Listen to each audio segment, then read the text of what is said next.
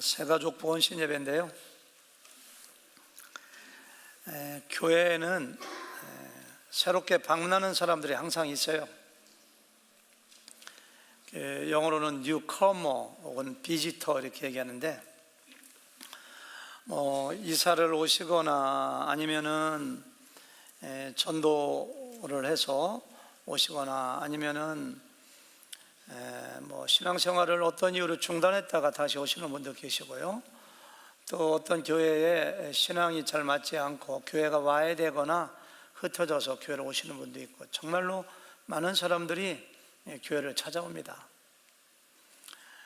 이런 분들을 교회에 잘 정착할 수 있도록 돕는 것을 새가족부에서 하는 사역이라고 할 수가 있어요. 여러분, 어느 한 사람이 새로운 교회에 왔을 때 정착하는 것은 쉬운 게 아닙니다. 정말 어려워요. 2년 전인가 3년 전에 이제 예배를 마치면 새가족부에서 모이잖아요. 새로운 분들과 함께 식사하면서 교제하는데, 그런 거 안 물어봐야 되는데 제가 순간적으로 실수해서 물어봤어요. 식사하고 대화하다가 형제님 자매님은 어느 교회에서 오셨나요? 이렇게 물어봤어요. 갑자기 자매님이 벌쩍 일어나더니만은 벽으로 가서 얼굴을 돌려대더니만은 막 울어, 큰 소리로 막 울면서 혼자 하시는 말씀이 친정집 같은 교회였는데, 그러니까 그 한마디를 외치시면서 막 울어요. 근데 그 말 뜻이 짧은 4마디 말처럼 하셨지만은 제 가슴에 너무너무 이렇게 아프게 들리더라고요. 10년인가 20년인가 옛날 다니던 교회를 다니면서 정말로 담임 목사님 사랑하고 교회를 섬기고 그 교회 헌금도 하고 정말로 그 교회 부흥을 위해서 열심히 기도했고 거기서 뼈를 묻으리라 생각했는데, 뜻하지 않게 교회를 등지고 떠나와야 되는 그 아픈 마음이 저에게 너무 이렇게 아프게 느껴졌어요.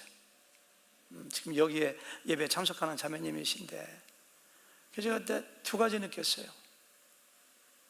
어떤 이유든지 간에 우리 교회 성도님이 저렇게 교회를 떠나가야 되는 상황은 만들지 않아야 되겠다 느꼈고, 또 한 가지는 저런 분들이 우리 교회에 와서 다시 한번 뿌리를 내리고 정착하도록 더 많이 관심 가지고 더 많이 사랑하고 더 많이 돌봐야 되겠다. 그때 제가 2가지 결심을 했어요. 우리 교회 제 문 앞에 가면 이렇게 무궁화 나무가 번성해 가지고 꽃을 거의 여름 내내 피우는데요. 무궁화 꽃이 아름다워 가지고 제가 매년 봄만 되면 그렇게 잘라 가지고 교회 여기저기 막 꽂아놨습니다. 작년까지 3년째 했는데 3년째 실패했어요. 무궁화는 잘 살거든요. 2월 달에 꽂으면 다 죽더라고요. 근데 저희 집에 이렇게 잘라 가지고 심어 놓은 것은 잘 살아서 무럭무럭 자라고 있어요. 아니, 우리 집에 꽂아 있는 건 잘 살고 왜 교회에 있는 무궁화 나무는 살지 않고 죽는가? 3년이 지난 다음에 그 이유를 알았습니다. 저희 집에는요, 상추를 갈아먹고 고추를 갈아먹던 부드러운 흙에다가 꽂아 놓으니까 그 연한 뿌리가 이렇게 잘 뻗어가서 살고, 교회에는 땅을 안 파고 잔디밭에다 쿡쿡 꽂아 놓으니까 뿌리를 내리지 못해서 이렇게 죽는 거예요. 새가족이 교회에 와서 정착하는 것은 나무를 꺾고지하거나 옮겨 심는 것하고 똑같습니다. 제가 2주 전에 피칸나무를 사다가 어디다가 이 피칸나무는요, 우에가 요만하면 뿌리는 1.5배는 돼요. 피칸나무는. 그래서 피칸나무를 심는데 제가 이렇게 장단지까지 올라오도록 이걸 파야 됩니다. 삽으로 못 파요. 기계를 빌려가다가 뚫어가지고 파는데, 와, 그냥 이만큼 봤는데 그 옆에가 시멘트 같아, 돌이. 거기다 심으면은 피카나무가 죽어요. 뿌리가 잘리고 실뿌리가 잘라지고. 근데 그 딱딱한 데를 뚫고 들어갈 수가 없어. 전문가한테 물어보니까 그 홈디포 가서 탑소일을 사다가 이렇게 부드러운 흙을 이렇게 많이 주변에 이렇게 넣고서 이렇게 심었어요. 우리 교회 새가족이 왔을 때 얼마나 낯설어요. 옛날 교회가 또 얼마나 그립겠어요. 신앙도 낯설 수가 있어요. 모든 게 낯설어. 사가족은요, 어떤 사람이 힐끔 이렇게 째려보기만 해도 상처를 받아서 그 다음에 안 나올 수도 있는, 그렇죠? 그래서 새가족이 잘 정착하도록 여러분들이 부드러운 흙이 되어줘야 되고, 애정과 관심을 쏟아야 되고, 그런 거 하는 것이 새가족부의 사역이에요. 80년 전에 필라델피아의 빈민가에 한 소년이 살고 있었는데 한 10살 정도가 됐습니다. 그런데 정말로 문제아이입니다.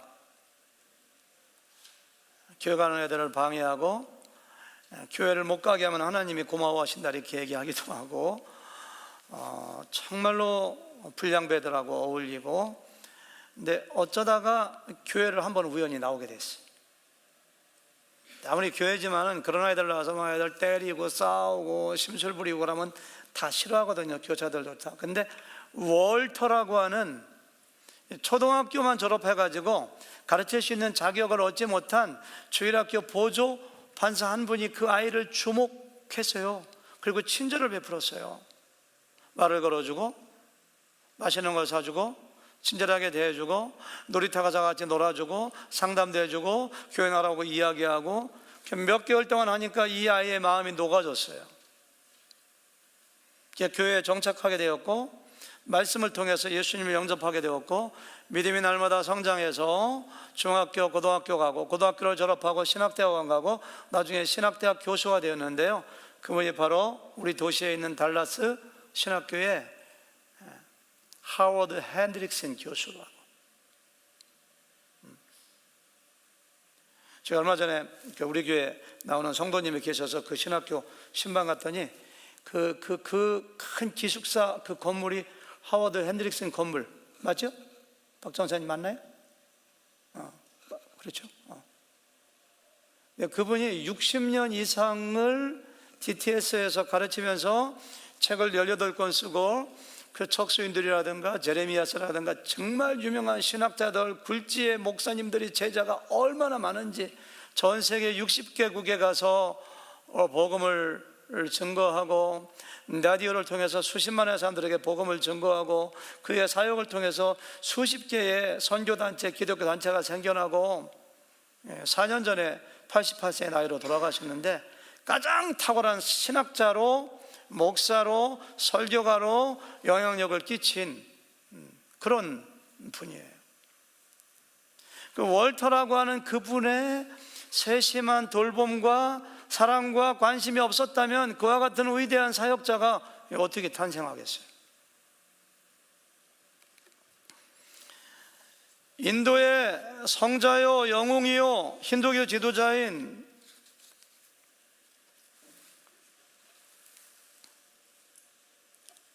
갑자기 이름이 기억이 안 나네요. 마하트마 간디. 그렇죠? 마하트마 간디. 영국에 유학해가지고 법학을 공부해서 변호사가 된 사람인데요. 영국에 유학할 때 우리 조국의 카스트 제도를 통해서 수많은 사람들이 차별받고 하는 이 악한 제도를 근본적으로 없애기 위해서는 성경이 필요하다, 예수님의 사상이 필요하다 해서 성경을 여러 번 읽고 기독교에 관심을 가지고 감동을 받아가지고 정말로 힘들게 어렵게 백인들이 출석하는 영국 교회에 갔다고 해요. 근데 안내하는 사람들이 웬 동양에 까마잡잡하고 작은 사람이 오니까 내쫓으면서 여기는 당신 같은 사람 오는 데가 아니라고, 당신 같은 사람들 그런 인종이 드리는 교회로 가라고 내쫓았대요. 그때 절망을 했대요. 기독교가 우리의 민족의 병을 고칠 수가 없구나. 마음을 다쳐서 그 다음에 교회 가지 않고 힌두교의 지도자로 남았다는 거예요. 어떤 흑인한 사람이 꽤 오래전에 미국에서 교회를 찾아갔더니만은 그 앉아있는데 백인들만 참석하는 교회인데 내쫓으면서 당신들 교회로 가라고. 그 흑인이 쫓겨나가지고 담벼락에 울면서 예수님 저는 왜 저기 가서 예배할 수가 없는가요? 하니까 예수님이 그러시더래요. 울지 마라. 내가 쫓겨날 때 나도 쫓겨났다. 교회라고 하는 것은 교회에 오는 모든 사람을 친절하고 최고의 사랑으로 관심으로 정착하도록 환영해두고 돌봐줘야 되는 것이 교회예요. 교회는 한 명 더 만들어서 뭐 하려고요? 교회 커져서 뭐 하려고요? 교인 더 만들기 위해서가 아니라 우리 하나님이 그런 분이시기 때문입니다. 창기들과 가산을 탕진하고 허랑방탕하게 놀다 온 그 탕자를 말 한마디 책망하지 않고 살찐 송아지를 잡아주고 새 옷을 입히고 금가락지를 끼우고 환영해주는 아버지의 모습이 하나님의 모습일진데, 교회는 누가 오든지 어떠한 사람이 오든지 VIP로서 환영받고 사랑받아야 될 권리가 있어요. 왜? 하나님이 그런 분이시기 때문에. 그래서 새가족부 사역도 하는 거예요. 저는 성경에 나오는 인물 중에서 가장 위대한 새가족부 사역을 감당했던 사람을 바나바라고 생각합니다. 바나바. 왜냐하면 바나바는 교회에 정착하기에 가장 어려웠지만 교회에 정착하여 가장 위대한 선교사요, 신학자요, 13권의 성경을 기록한 사람이요, 교회에 개척한 사도 바울을 교회에 정착시키고 사역자로 입문시킨 사람이 바로 바나바이기 때문입니다. 사도 바울은 우리가 잘 아는 대로 예수 믿는 사람들을 핍박하고 잡아서 죽이고 체포해서 감옥에 집어넣는 일에 열심히 하는 사람이었습니다.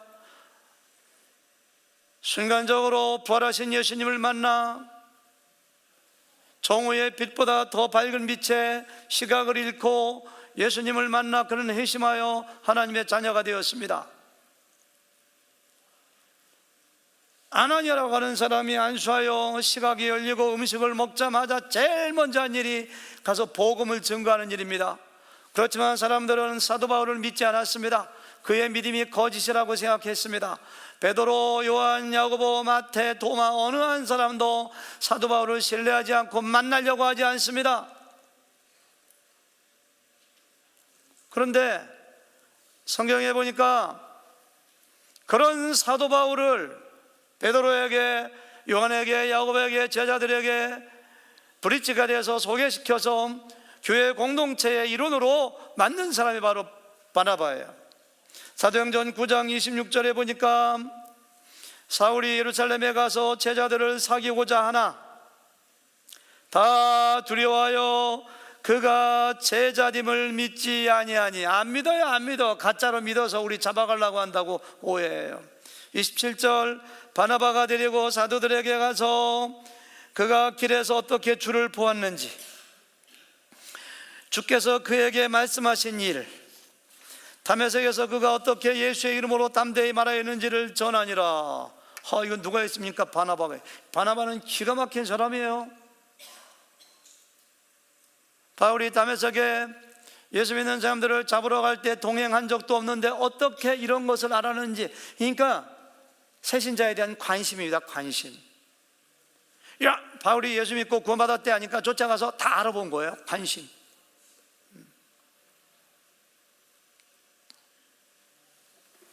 스데반이 복음을 증거하다가 돌에 맞아 순교하자 핍박과 환란이 예루살렘에 생겨서 모든 제자들이 세계 각지로 흩어졌습니다. 불꽃이 튀기면 거기서 막 불이 나는 것처럼 각 지역마다 막 복음을 증거하니까 복음이 흩어졌어. 그 중에 한 도시가 안디옥이라고 하는, 지도 좀 보여주세요. 혹시 안디옥. 그 사람들이 흩어져서 안디옥에 가서 복음을 전하니까 예수 믿는 사람들이 많이 생기니까 예루살렘 교회에서 담임 목사를 파송했는데 그 사람이 7명의 안수받은 집사 중에 한 명이 아니라 바나바를 담임 목사로 안디옥에 파송합니다. 안디옥 북쪽에 보이죠?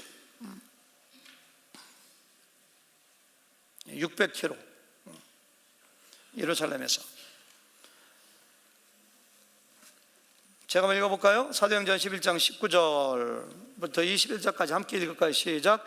그때 스데반의 일로 일어난 환란으로 말미암아 흩어진 자들이 베니게와 구브로와 안디옥까지 이르러 유대인에게만 말씀을 전하는데 그 중에 구브로와 구레네 몇 사람이 안디옥에 이르러 헬라인에게도 말하여 예수를 전파하니 주의 손이 그들과 함께 있음에 수많은 사람들이 믿고 주께 돌아오더라. 바나바를 파송해요. 24절만 다 같이 시작. 바나바는 착한 사람이요 성령과 믿음이 충만한 사람이라 이에 큰 무리가 주께 더하여지더라. 이렇게 했어요. 바나바가 얼마나 착한지, 얼마나 믿음과 성령이 충만한지. 1년 동안 열심히 목회하니까 사람들이 막 불어나서 교회 사람 너무 많아. 그러니까 바나바가 자기 혼자 다 훈련시키지 못하고 설교하지 못하고 다 양육할 수가 없으니까 생각하는 것이 10년 전에 봤던 사도 바울, 예루살렘에서 복음을 증거하다가 핍박을 받아 자기의 고향 저기 터키의 남쪽 길리기아 지방 다소에 피난 가서 자기의 고향에서 초야에 묻혀 있는 바울을 생각하고, 예루살렘에서 700km니까 750리입니다. 그 곳에 가서 바울을 데리고 와요. 25절 26절 같이 시작. 바나바가 사울을 찾으러 다소에 가서 만남의 안디옥에 데리고 와서 둘이 교회에서 1년간 모여 있어 큰 무리를 가로쳤고, 이렇게 얘기해요. 바나바가 없으면 사도 바울은 없습니다. 바나바를 통해서 교회 공동체에 들어오고, 바나바를 통해서 선교사로, 담임 목사로, 성경을 가르치는 사람으로 10년 동안 고향 초야에 묻혀있던 사람이 등장하는 계기를 만들어준 사람이 바로 바나바예요. 바나바. 오늘 설교 제목이 다 같이 읽어볼까요? 시작. 우리 모두 바나바입니다. 이게 바나바예요. 바나바. 우리도 바나바 같은 사람 되자고. 옆 사람 얼굴 쳐다보면서 하시겠어요? 당신은 바나바입니다. 이렇게. 남 부인한테 당신이라고 하지 마시고 그냥 당신은 바나바이십니다. 나는 바나바입니다. 이렇게. 바나바야. 우리 교회 25명의 바나바들, 25명의 새가족 사역자들이 있지만은 그들이 그냥 사역하는 것 같지만 아닙니다. 훈련받았어요. 민도신 목사님이, 조철임 목사님이 어떻게 새가족이 올 때 그들을 섬기고 관심 가지고 전문적으로 그들을 잘 돌볼 것인가를 훈련받고 다 그 어떤 그 원칙을 가지고 지식을 가지고 전문적으로 섬기는 거예요. 근데 새가족고 25분이 아니더라도 여러분 한 분 한 분이 정말 바나바의 열심과 마인드를 가지고 그런 사랑을 가지고 이 새가족을 섬길 수 있다면 우리 교회가 얼마나 더 좋은 교회가 되고 하나님이 기뻐하시는 교회가 될까요? 저는 바나바라고 하는 사람의 캐릭터, 그 사람의 성격을 5가지로 정리했습니다.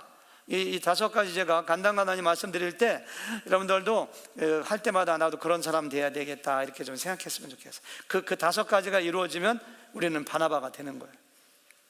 첫 번째, 바나바는 사람을 소중히 여기는 사람이에요. 사람은 크게 2가지 종류가 있는데요. 한 사람은요, 일이나 과업을 소중히 여기는 사람입니다. 어떤 일을 딱 주어지면 사람은 안 보여. 그 일의 목표만 보여요.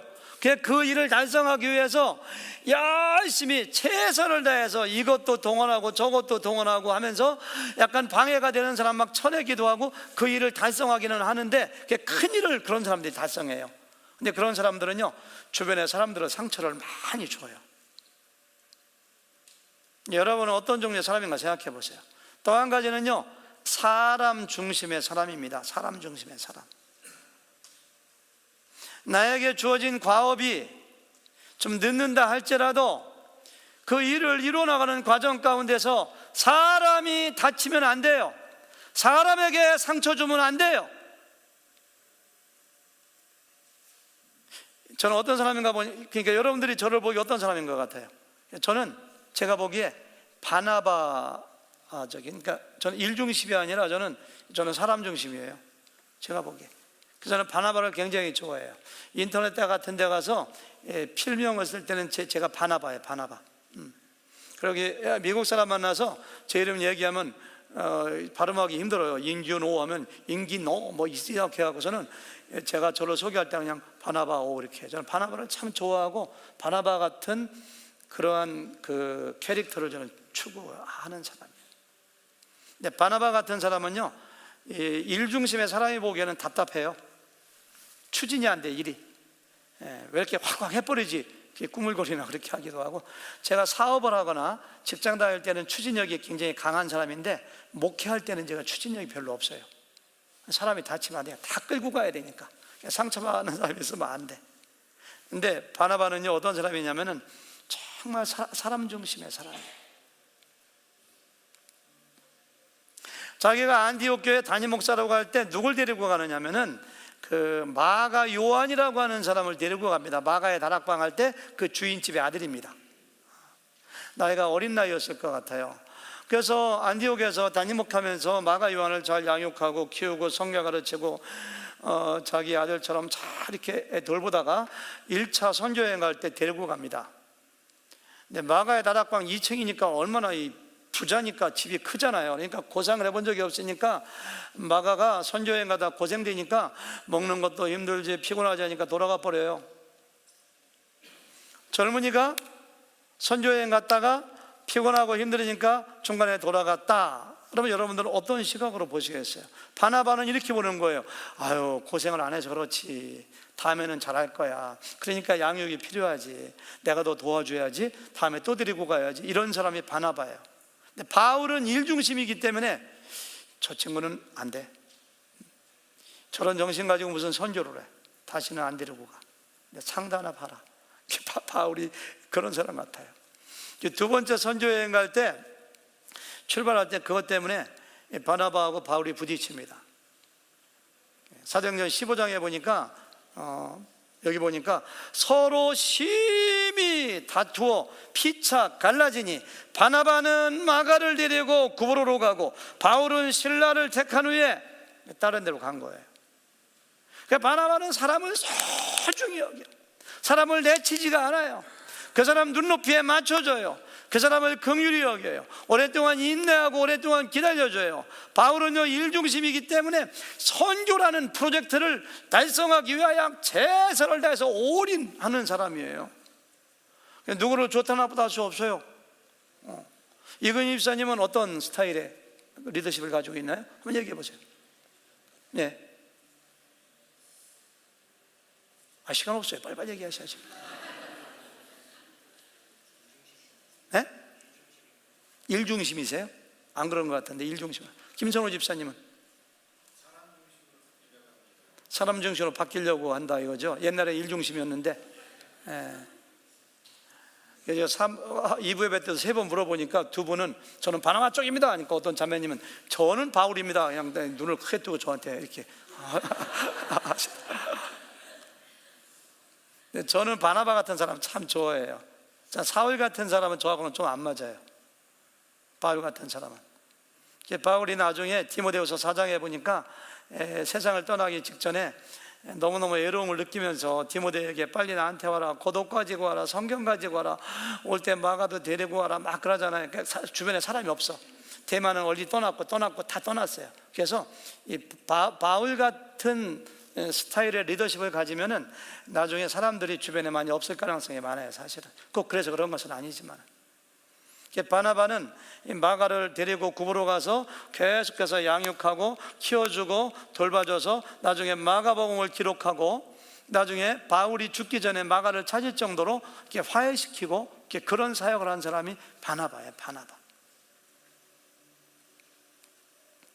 사람은 소중히 여겨야 돼요. 일도 열심히 하시되 한 사람 한 사람을 참 이렇게 안타까운 마음 가지고 긍휼한 마음 가지고 그 사람한테 맞춰주려고 애를 쓰고 일을 좀 못하면 다음에 하면 되지. 최선이 아니면 차선을 하면 되지. 우리 하나님이 사람을 소중히 여기시기 때문에 독생자를 세상에 보내시고 십자가에 죽게 하시고 나 한 사람을 구원하셨는데 우리도 사람을 소중히 여겨야 되지 않겠습니까? 우리 고재원 목사님이 이제 4월 첫 주에 한국 돌아가시잖아요. 지난 금요일 날 고별 설교하셨어요. 근데 설교할 때 그런 말씀 하시더라고요. 자기가 하늘교회 온 지 4년 되는데 하늘교회 처음에 올 때는 교회라고 하는 것은 전쟁터에 내보내는 군인들을 훈련시키는 것처럼 제자훈련시키고 성경으로 막 가르치고 그래서는 사역자로 만들어서 막 뭔가 위대한 일을 하게 하는 정말 긴장감이 이르는 것이 교회라고 생각하는데 하늘의 교회 와보니까 그런 면도 있지만은 정말로 서로 사랑하고 가정과 같은 것이고 서로가 정말로 존경하고 격려하는 그 교회에 대한 교회론이 바뀌었다는 얘기를 설교할 때 서로 말씀하시더라고요. 두 번째, 바나바는 어떤 사람이냐? 사람을 소중히 여기다 보니까 사람을 격려하고 위로할 줄 아는 사람이었어요. 바나바가 자기의 본명이 아니라고요. 별명이라고. 별명이요. 닉네임. 읽어볼까요? 사도행전 4장 46절 다같이 시작. 구브로에서 난 레위족 사람이 있으니 이름은 요셉이라. 사도들이 일컬어 바나바라. 번역하면 위로의 아들이라 하니 그가 밭이 있음에 팔아 그 값을 가지고 사도들의 발 앞에 두니라. 이렇게 했어요. 사람들을 만나면 위로해요. 사람들에게 용기를 불어넣어줘요. 그러니까 사도들이 별명을 지어줬는데 아유 쟤는 위로의 아들이야. 쟤는 아주 그냥 격려의 아들이야. 격려의 자식이야. The son of encouragement, the son of consolation. 영어 성경 보니까 그렇게 돼요. 여러분들도 이렇게 우리 교회 나오거나 뭐 친구들 사이에서 어떤 사람하고 같이 있으면 마음이 그냥 편안해지고 같이 가까이 다가가고 싶고 막 그런 사람들 주변에 있잖아요. 그런 사람들이 왜 그러냐면은 나를 만나면 칭찬해주고 격려해주고 막 위로해주고 나하고 공감해주고 그런 사람은 자꾸 같이 있고 싶은 거예요. 근데 어떤 사람은요 같이 있으면요 빨리 막 헤어지고 싶고 빨리 벗어나고 싶고 같이 있기가 힘든 사람 있죠. 분명히 주변에 한두 사람씩. 김성훈 이사님 그전에 그런 분이었었는데 지금 아닌 거로 바뀌었다고 하시더라고. 소문났어요. 너무너무 좋다고, 너무너무 스윗하고 많이 변화되었다. 근데 옛날에는 안 그랬대요. 맞아요? 예.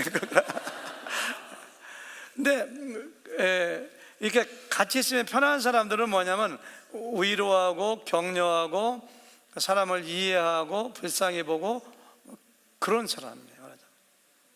바나바가 바로 그런 사람이에요.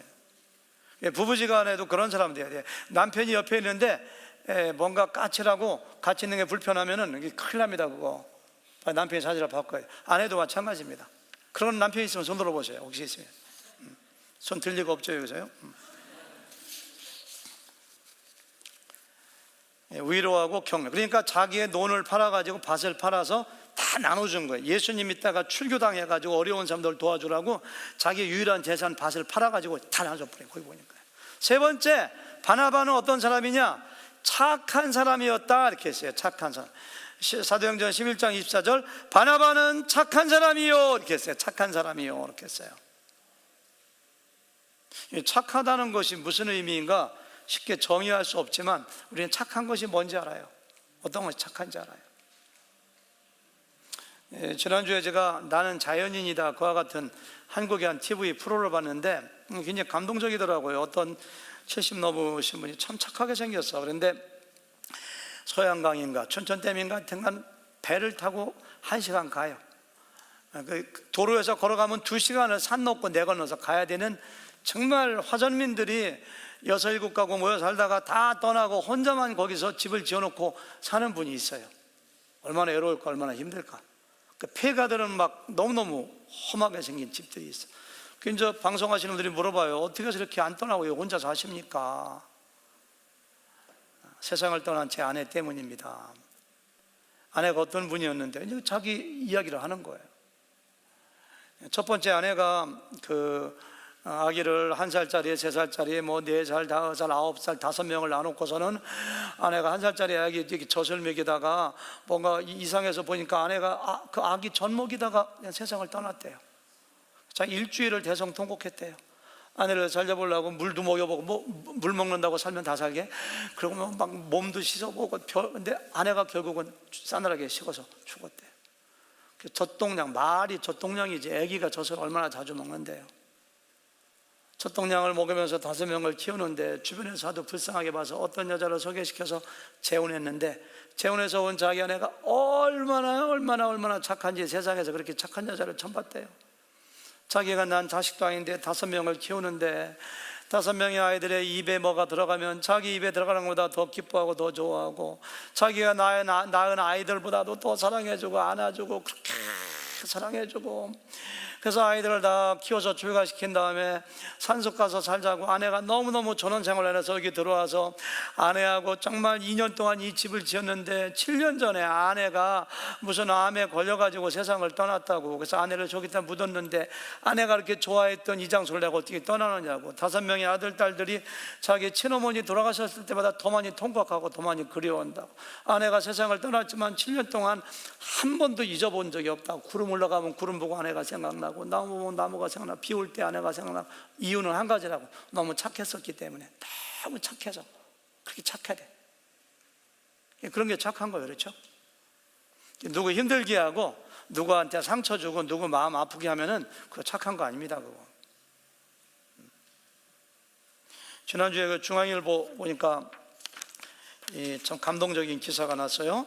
20살 먹은 대학생이 아르바이트 하는데 편의점 가서 저녁 5시에 학교 끝나고 가서 12시까지 일하는데 몸이 약하고 어지럽고 머리가 아프고 늘 그러는데, 하루는 밤 11시가 됐는데 너무너무 머리가 아파서 힘들어서 손님들에게 물건을 팔고 있는데 어느 누구도 자기의 관심 하나 써주지 않아요. 근데 밤 11시가 됐는데 술 먹은 사람이 이렇게 오더니만은 어디 아프냐? 이렇게 하더래요. 그래서 머리가 너무 아파요. 그러니까 물건을 사가지고 나갔다가 오더니 뭐를 갖고 들어오더니 이거 먹어라, 해열제다 이렇게 하더래요. 너무 감사해서 울면서 먹지 못하니까 계속 울기만 하지 말고 빨리 약 먹고 아프지 말아라. 제가 술 먹은 사람 흉내내는 겁니다. 지금 이게 참 설교하려면 힘들어요. 지난번에는 그 화장품 회사 광고했는데 오늘은 또 여기 오는 손님들은 너를 모른다. 하지만 나는 안다. 너는 누군가의 소중한 딸이다.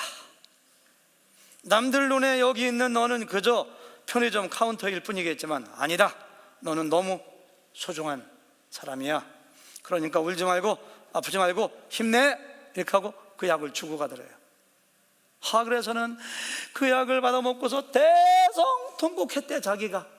이런 게 착한 거. 이런 게 비록 술 먹었지만. 제가 오늘 이 바나바가 착한 사람이라고 해가지고 저 자신을 봤어요. 나는 착한 사람인가? 제가 저를 볼 때 착한 사람이더라고요. 눈물도 많고, 어떤 때는 제가 모질더라고요. 어떤 때는 안 착해. 제가 사람은요 누구나 착할 때도 있고 안 착할 때도 있어. 그렇죠? 근데 성경에서 바나바는 착한 사람이라, 그러니까 항상 착한 거예요. 항상 착한 거예요. 어떤 사람이 새 가족을 잘 돌보는가, 새 가족이 어떤 사람인가에 관계없이 정말 애정과 사랑과 관심을 가지고 돌보는 사람은 착한 사람이어야 돼요. 여기 보세요. 바나바가 착하고 성령과 믿음이 충만하니까 이에 큰 무리가 죽게 더하여지더라 이렇게 했어요. 착한 사람이 교회에 많으면은 큰 무리가 교회에 더하여지는 거예요. 근데 어떤 사람은요 착하기만 하면 안 돼요. 착하기만 하고 약간 좀 어리석거나 착하기만 하면 다른 사람에게 고통을 줄 수가 있어요. 지혜도 있어야 돼요. 분별력이 있어야 돼요. 그것이 뭔지 아세요? 성령과 믿음이 충만한 사람이라 이렇게 했어요. 여러분, 믿음이 충만하기 위해서는 믿음은 들으면서 납니다. 하나님 말씀을 연구하고 하나님 말씀을 공부하고 말씀은 지혜롭게 합니다. 그러니까 바나바는 말씀을 통해서 지혜가 있고 믿음이 있는 사람입니다. 성령 충만하기 위해서는 날마다 기도해야 됩니다. 이상합니다. 무릎 꿇고 하나님을 바라보며 기도하면은 자기 자신의 결점이 보이고 하나님이 크게 보이고 성령으로 충만해집니다. 성령은 의로의 성령님이지만 지혜의 성령님이십니다. 그러니까 바나바는 착하기만 한 것이 아니라 분별력이 있고 지혜롭고 그런 사람이에요. 그런 사람이기 때문에 바울을 정착시킨 거예요. 네 번째, 마지막 5번째, 바나바는 어떤 사람이냐? 자기가 유명해지고 자기가 잘 되는 것보다는 다른 사람들을 크게 하고 다른 사람들을 잘 되게 하고 다른 사람들을 성공하는 일을 더 기쁘게 여긴 사람입니다. 보세요. 사도행전 9장 10장, 11장, 12장, 13장, 5절에 걸쳐 보면은 바나바와 바울이 계속 나옵니다. 주도권을 쥔 사람이 바나바예요. 바나바가 길리기아 다소에 가서 사울을 데려오니, 그러니까 바나바가 주도권입니다. 성경을 기록할 때 누가도 바나바와 바울이, 바나바와 사울, 바나바 이름을 계속 먼저 기록해요. 그러다가 사도행전 13장에 가서 선교여행 떠나가서 이제 사도 바울이 막 복음을 증거하고 막 설교를 하게 되고 선교의 주도권을 지면서 주도권이 바나바에게서 바울로 완전히 넘어갑니다. 그래서 성경도 보니까 그 이후로 따라가는 바울과 바나바 이름 순서가 바뀌어요. 이것은 마치 어느 한 교회의 담임 목사님과 부목사님의 위치가 바뀐 것과 똑같습니다. 우리 교회 신영호 목사님이 너무너무 부지런하고 너무너무 설교도 잘하시고 리더십도 저보다 탁월해서 2년 3년 지났더니만은 성도님들이 아니 오인규 목사님 빨리빨리 물러나시지, 빨리 부목사 나시지. 그래서 신영호 목사가 담임 목사가 되고 제가 부목사 됐다면 제 심정이 어떨까요? 네. 근데 바나바가 그렇게 된 거예요. 자기가 시골에 있던 사람 모셔왔고 자기가 설교시켰고 자기가 뭐 시켰고 자기가 주도권을 지었는데 선교 현장에 가서 보니까 바울의 역할이 너무 커요. 바울이 담임 목사가 되고 자기가 헬퍼가 된 거예요. 그런데도 한 번도 시기하거나 질투하거나 그것 때문에 싸웠다는 이야기가 없습니다.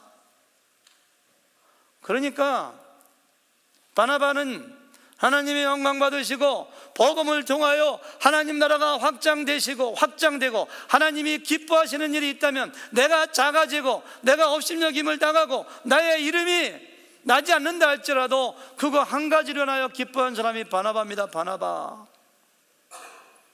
우리 교회 그런 거 없어요. 교회 텃세라는 거 없어져야 돼요. 내가 우리 교회 얼마나 나온 사람인데 세상에 굴러온 돌이 박힌 돌을 빼려고 해. 이런 사람들이 있으면 안 돼요. 이거 바나바 아닙니다. 예수님께서 가장 칭찬한 사람이 침례 요한입니다. 여자가 낳은 자 중에 이보다 큰 자가 없느니라. 침례 요한을 일컬어서. 왜? 여러 가지 이유가 있지만 그 중에 한 가지가 뭔지 아세요? 침례 요한의 제자가 침례 요한에게 와가지고 선생님 큰일 났습니다. 선생님 설교 들으러 왔던 사람들이 전부 다가 예수라는 사람에게 다 가는데요. 보세요, 교회 텅 비었는데요. 침례 요한이 뭐라고 하는지 아세요? 가서 빼와라. 가지 않고 이렇게 했어요. 그래, 그는 흥하여야 하겠고 나는 망하여야 하리라. 그가 메시아니까. 예수님께 초점을 맞춘 거예요. 구약성경의 갈렙 같은 사람, 모세의 가장 탁월한 두 제자가 여호수아와 갈렙입니다. 여호수아가 나이가 더 젊습니다. 믿음과 힘과 전쟁에 능한 것으로 따지면 갈렙이 후계자가 되어야 됩니다. 그러나 하나님의 뜻에 의하여 여호수아가 후계자가 되었습니다. 제가 갈렙이라면 속이 상당히 상했을 것입니다. 모든 건 내팽개치고 싶었을 것입니다. 그러나 갈렙은 말없이 조용히 뒤에서 여호수아를 도와줘요. 가나안 땅을 정복했을 때 갈렙이 이런 얘기합니다. 나에게 이 산악지대를 주세요. 나이가 80이지만 이 산지를 내가 점령하겠습니다. 가장 어려운 일을 맡는 갈렙 같은 사람. 바나바가 바로 그런 사람들이에요. 내가 한때는 화려하게 스포트라이트를 받으면서 교회에서 정말 리더십을 가지고 사람들의 칭송을 얻으며 사역을 감당하다가도 나보다 더 좋은 사람이 나타나면 그 사람을 세워주고 자기는 헬퍼가 될 수 있는 그와 같은 영성을 가진 사람, 저는 사도 바울이 더 많은 일을 했지만은 하나님께서 보시기에는 인간적인 그릇으로 볼 때는 저는 바나바가 더 큰 그릇의 사람이라고 생각해요. 여러분들 그릇의 그 크기를 키워야 돼요. 아니 저 사람이 언제 왔다고 이렇게 한다든가, 아니 저 사람이 믿은 지가 얼마나 됐다고 저걸 해, 이런 사람은 안 돼요. 바나바 그런 사람이에요. 제가 세 가지만 여러분에게 제안하고 설교 마치겠습니다. 간단한 첫 번째 보세요. 우리가 진정한 바나바가 되기 위해서 세 가지 행동 규칙입니다. 첫째, 옮겨 심은 나무가 뿌리가 내리고 잘 자라기 위해서 토양이 부드러워야 되는 것처럼 우리 교회 새 가족에 잘 정착하기 위해서 우리 교회가 좋은 교회가 돼야 돼요. 건강하고 좋은 교회. 누구든지 우리 교회 토양에 오기만 하면 별다른 노력을 하지 않아도 저절로 정착하는 그런 교회가 되기 위해 돼요. 좋은 교회, 건강한 교회, 성경적인 교회가 되기 위해서는 좋은 성도가 돼야 돼요. 좋은 성도가 없는 교회가 어떻게 좋은 교회가 돼요? 제가 한 3년 전에 우리 교회 처음 오신 분, 어느 교회 집사님인데 집으로 신방을 갔어요. 묻지도 않는데 그런 말씀을 하세요. 자기가 그전에 있던 교회에서 새가족 부장이었대요. 이부 예배드리고 좀 딴 데서 좀 사역하시는데 집사님이. 근데 새가족 부장인데 자기가 다니는 교회가 건강하지 않고 너무너무 힘들고 토양이 탁탁하게 굳어 있어. 돌멩이 많고 막. 그러니까 새가족 부장을 5년 동안 하면서도 새가족이 오면은 어쩌다가 새가족이 없대요. 3개월, 4개월 내에. 근데 어쩌다가 5개월에 한 명 오면은 이분은 뭐하러 왔나? 좀 있으면 상처받아 떠날 텐데.